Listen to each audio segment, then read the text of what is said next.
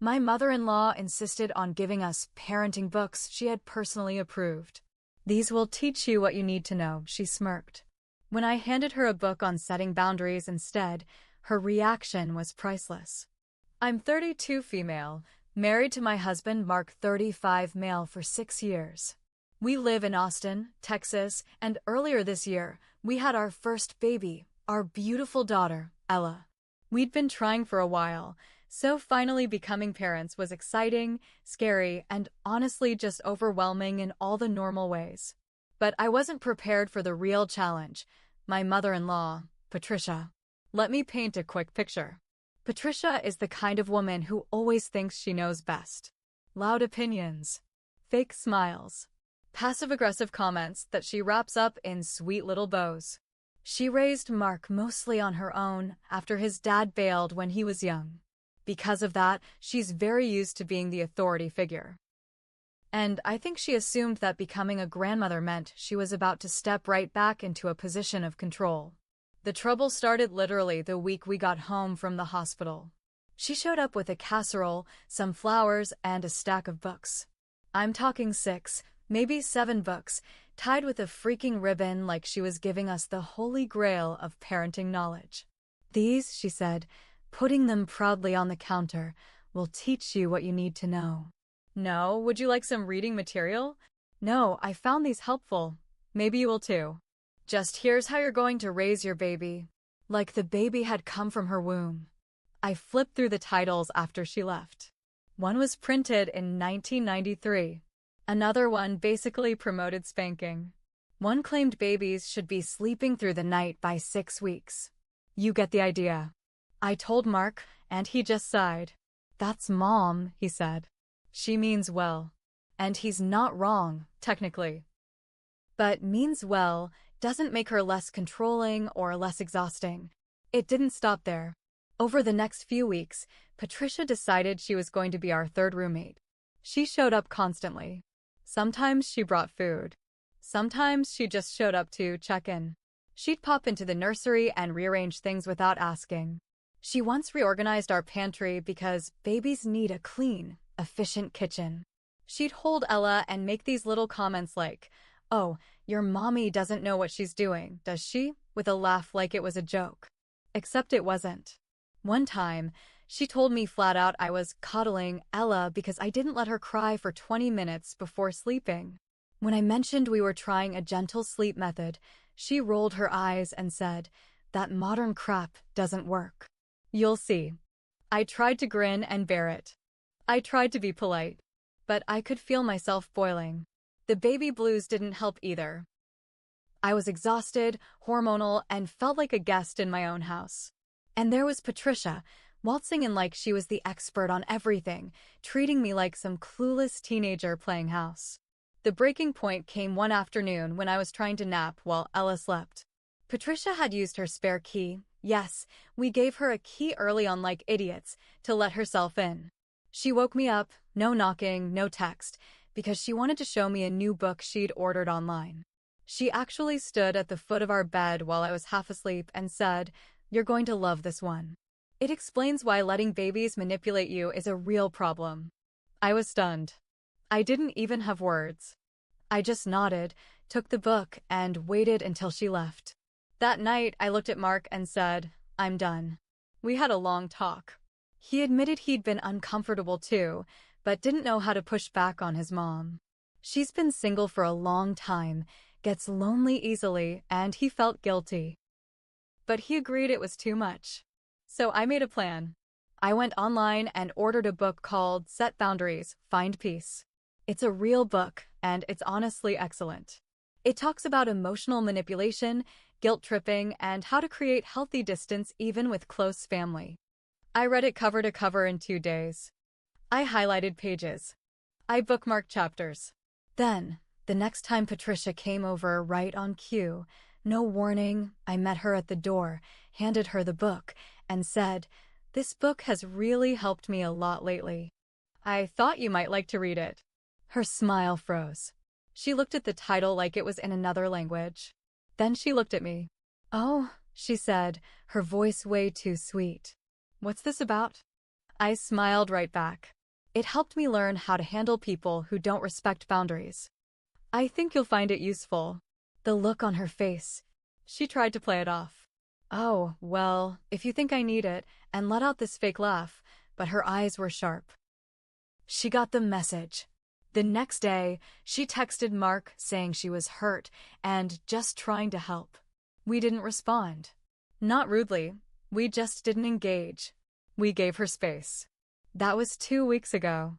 Since then, she hasn't dropped by. She hasn't brought books. She hasn't reorganized our fridge. I don't think she's done with her power games yet, but for the first time, she knows I'm not going to roll over and smile while she stomps all over our lives. So, after the boundary book move, things went quiet. Too quiet. Patricia didn't show up for almost 2 weeks. No random visits. No books. No reorganizing our home. Mark and I finally felt like we had space to breathe. It was weird, honestly. But if there's one thing I've learned about Patricia, it's this. She doesn't give up. She just regroups. So last Sunday, Mark and I were finally getting into a routine. Ella was sleeping a little more at night. We were managing, and even had a friend over, Samantha, someone I've known since college. She was dropping off a baby swing her kid had outgrown. We were chatting in the living room. Ella was snoozing in her bassinet, and Mark was out running errands. And then came the knock. Not the doorbell. Not a text. A knock, sharp, 3 taps. I opened it, and there she was. Patricia, holding a casserole dish, with a tight smile on her face. Now I know how this sounds. She brought food. Big deal. But I felt it in my gut. That smile wasn't real. That casserole was not just a casserole. Something was off. Just wanted to drop this off, she said, handing me the dish like it was a bomb about to go off. I kept my tone flat. Thanks. We have company right now, so she looked past me into the house. Oh, I see. Company. Before I could say anything, she pushed right in. Didn't even wait. She walked into the living room and spotted Samantha. And this woman, this grown woman, looked Samantha up and down like she was a roach on the carpet. Oh, she said, I didn't realize you had strangers around the baby. I felt like my face was on fire. Samantha, bless her, gave a small wave and stood up. I was just dropping something off. Patricia cut her off. You don't know what kind of germs you're carrying. Babies are sensitive, you know. I wanted the ground to swallow me. I didn't scream. I didn't throw the casserole dish at the wall.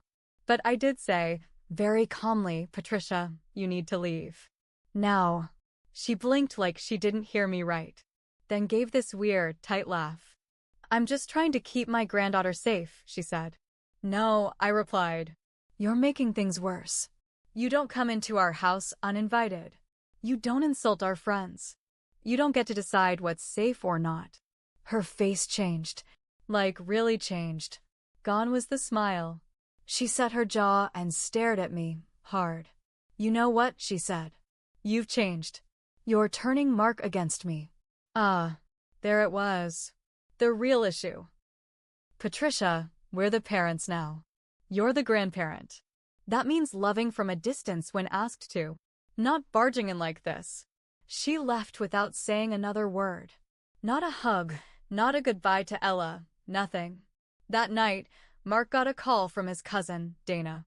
Apparently, Patricia had called a family meeting. No joke.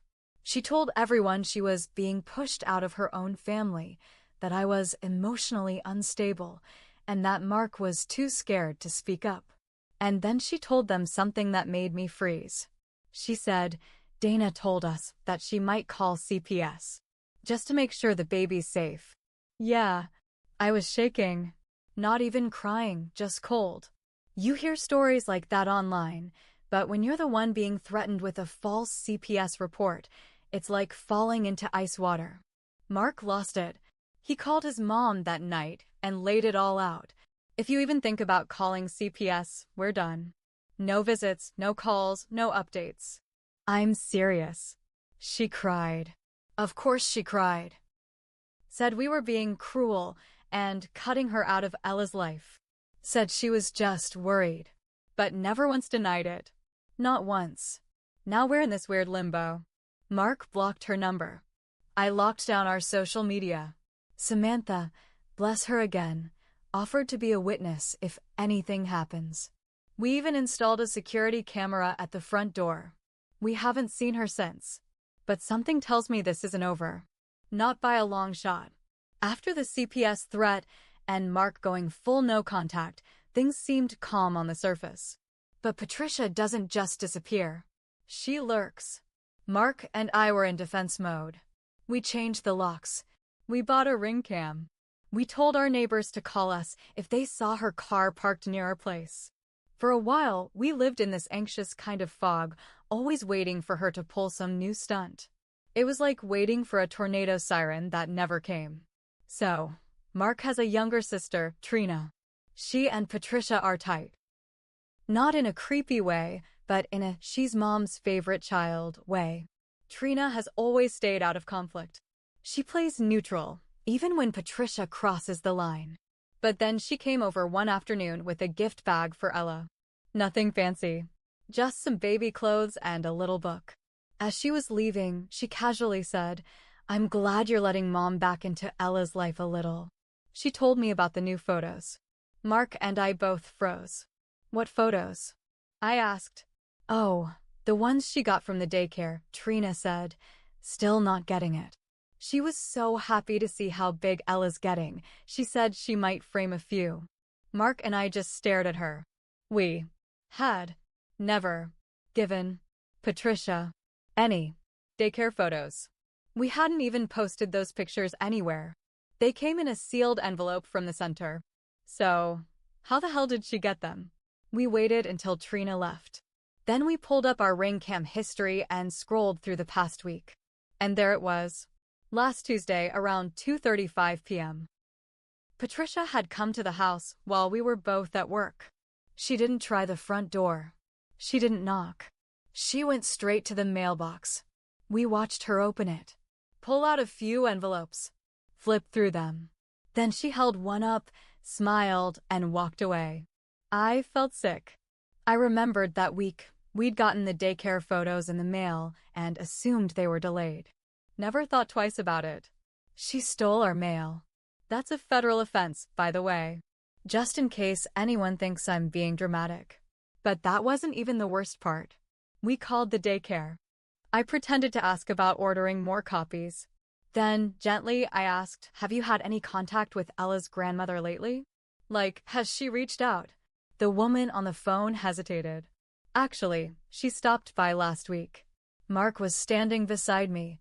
I had her on speaker. She told us she was here to pick Ella up early, the daycare director said. She had your last name and said you asked her to help out. But when we checked her ID, we realized she wasn't on the pickup list. My knees went weak. They didn't call us. We meant to follow up, she added quickly.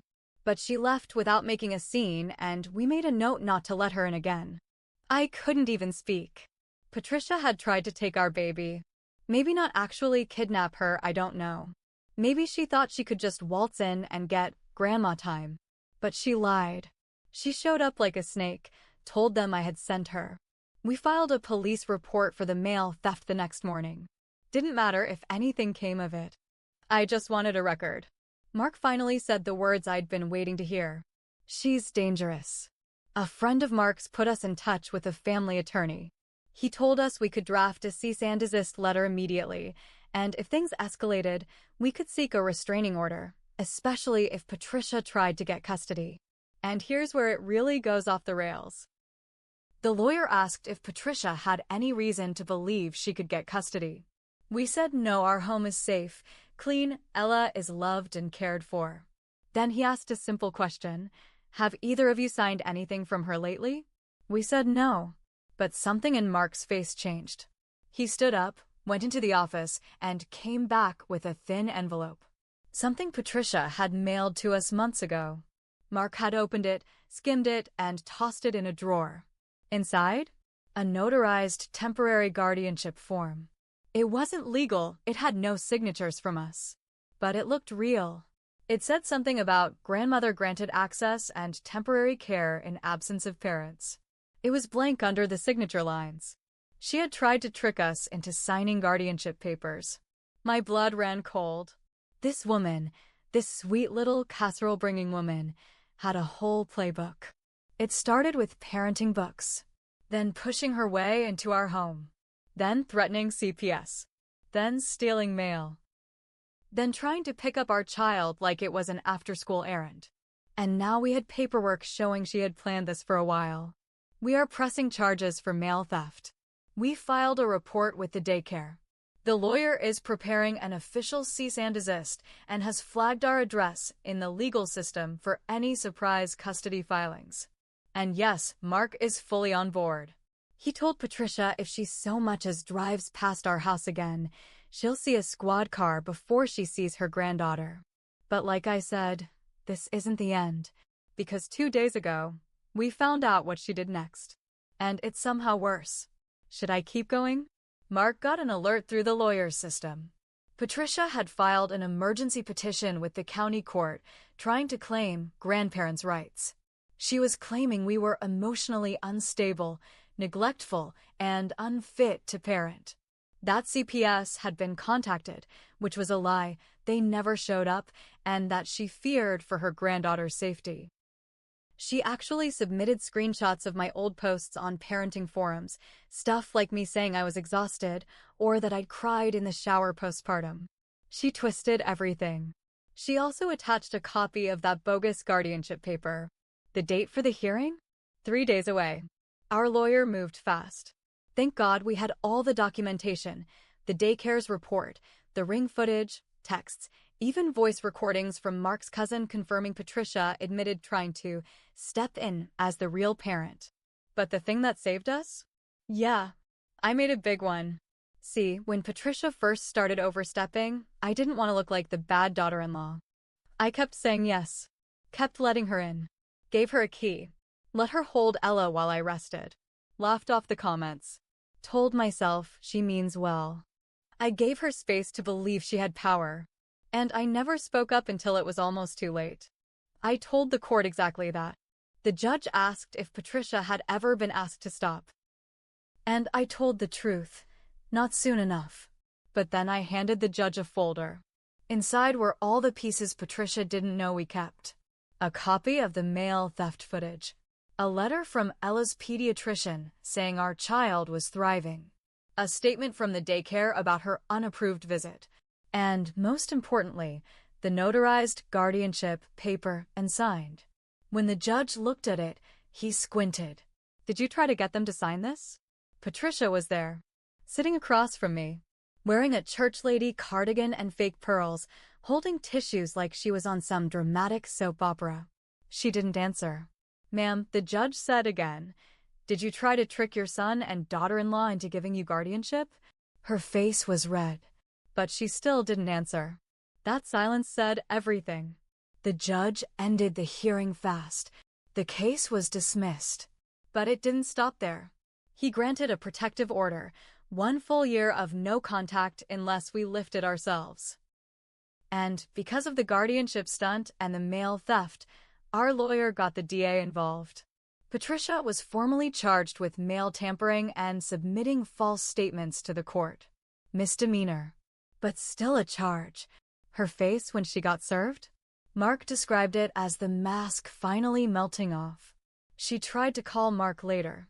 Crying, screaming, said I had poisoned him, that we destroyed the family.